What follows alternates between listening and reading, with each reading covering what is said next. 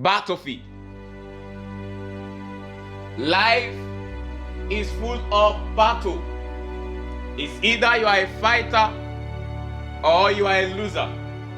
As far as you're on this planet Earth, there must be something you are fighting, there must be something you are winning, or there must be something you are losing. Even in heaven, there was war, there was battles. Some certain times you ask yourself a lot of questions. What are my offense that I'm faced with this tribulation? Where did I go wrong? But I also have a question for you. Where did God went wrong when Lucifer betrayed him? God didn't do anything. So you don't have to do anything for there to be an attackers over your destiny, for there to be hunters after your life. You don't have to do anything for there to be people who have vowed in their life that as far they are on this planet Earth, that nothing good will come out of you. It happened to God. So essentially, life is a battlefield. Even when you are called to redemption, when you read the book of 1 John chapter 5 verse 4, it said, he that is born of God overcometh the world. So for you to be an overcomer, so that simply means there must be a tribulation that makes you an overcomer. So that scripture has given us a license that in this Christendom, there is something that you are fighting about. Even as an unbeliever, there is something that you are fighting about, but it's on the platform of your soul.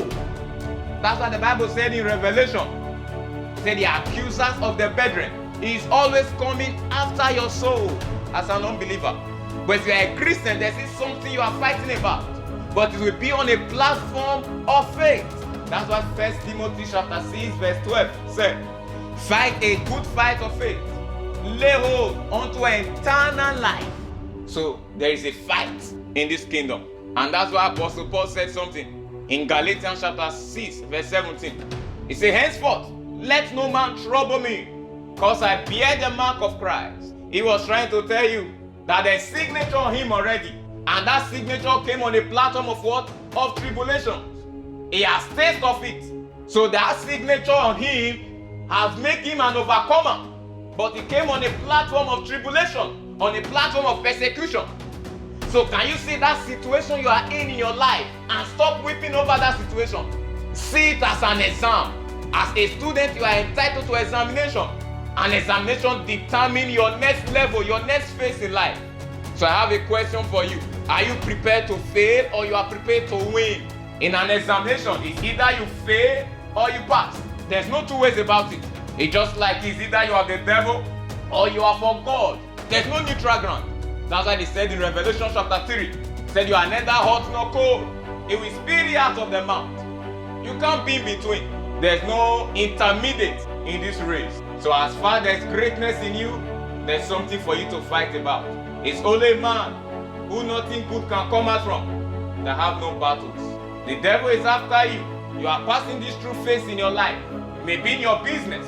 It may be in your walk with God because of the light at the tunnel. A man who don't see tribulations, a man who don't have battles, a man who don't have anything to fight about is a man who is latter days is full of emptiness. But if your latter days is great and mighty, so you must be ready to pull down those strongholds, as he has said in the book of Ephesians. So life is essentially a battlefield, and you don't prepare in battle. You don't start learning how to shoot arrow at the battlefield. You have to gain momentum before the battle. So the reason why the devil still defeat you, the reason why those tribulations, those challenges still defeat you, is because you are gaining momentum in the battle. Is it not written in your Bible that eyes have not seen, ears have not heard, neither have we entered into the heart of a man what God has in stock for you? So it's because of those things that you are fighting battles. Because oftentimes your eyes have not seen it, but the wicked one's eyes have seen it. The worst thing that can ever happen to any man is that the devil or the wicked one will see what God has in stock for you before you see it. That's the worst thing that can ever happen to a believer. And should I shock you? The day that God announced to you that He will favor you, or that God tell you that He wants to take you to your next level, as God is telling you, the devil also heard it also. So we come after it, but it will be on a platform. On what ground are you standing in? On what base system are you operating in? It is uncommon for you to soar hard with a spiritual tenacity, with a spiritual sagacity. But it's common for you to just climb up. And you don't need to do anything for you to fail.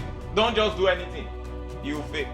But for that great visions, that great ambitions, that great career to be actualized, you have to fight. You have to fight. Tell me a man who is not prepared for a battle. Tell me a man who is not prepared for circumstances, for troubles. And I will show you a man who will never rise all the days of his life. Because your battle is what unleashes you. It's just like if you want to apply for a job, apart from them looking at your qualifications, your degrees, the other thing that we ask you is, what's your experience? What's the duration of your experience? So battles in life are the experience. It makes you strong. Is it not written in your Bible? Count it all joy when you fall into diverse temptation. Why? Because that temptation will not end you.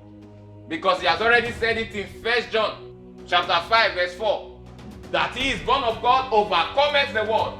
It won't end you. So that sickness you are in now, it won't end you. So that lack and want that is frustrating your life, that have made you a mediocrity, it won't end you. You're already an overcomer. So may I submit to you that anything you see that may look like a mountain, always remember, they will become plain. There's no two ways about it. Because you are born an overcomer.